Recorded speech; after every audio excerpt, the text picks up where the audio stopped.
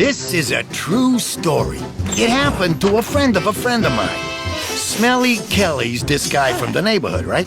Got his nickname for obvious reasons.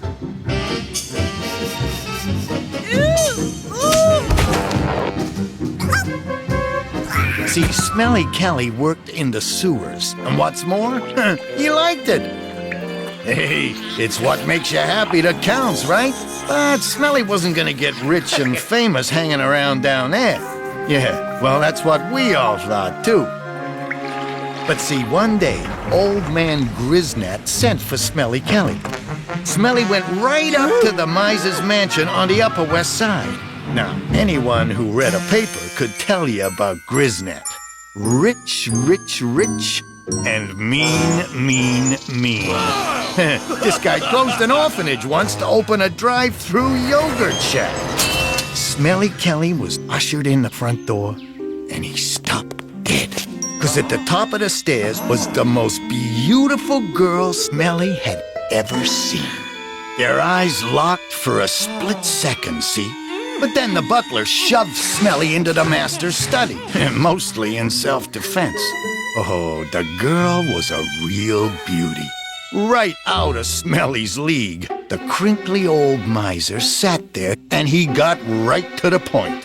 "I want you to map me out the whole underground of the city," he said. "Never been done in 100 years. Gonna buy the whole thing and charge the public by the flush." Smelly was excited, right? He was already dreaming about all the caverns of putrid slime and rivers of sludge no one had ever seen. Smelly didn't think twice about quitting his job with the city right there and then. And he was down there for months. Years even. Never saw daylight for weeks on end. Packs of rats started following him around as he crisscrossed through the underground maze. Slipping through traps no one even knew were there. Ducking through grids no wider than a river snake's behind. But one day, finally, the maps were done. Smelly was a sewer genius, right? But he was broke. So he took a 300-year-old viaduct to an ancient set of stairs and popped out in old man Griznat's laundry room. But this is where everything went bad for Smelly, right?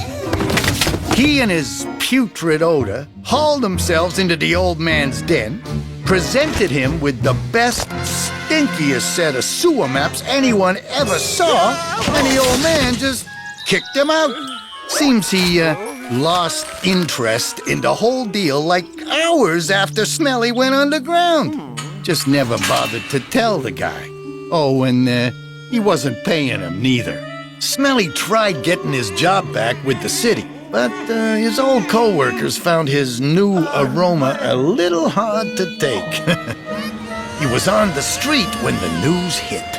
Billionaire's granddaughter swept away. It seems old man Griznat's granddaughter's diamond necklace fell off and went right down an open manhole. The kid reached in for it, and boom, down she went too. Smelly lost no time. He dove in the nearest sewer grate and off he swam. Not uptown where the girl fell in, but downtown where he knew the girl was headed. Smelly swam fast and hard.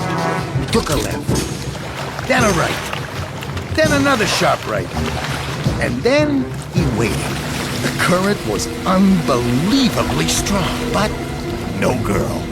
Just then, a twisting lump of tangled dress came swirling round the corner, hit one wall, then the other, and then it screamed at the top of its lungs, "This is so much fun!" Smelly caught the girl in his arms as she whooshed past. They were made for each other, right? You could see it in their eyes.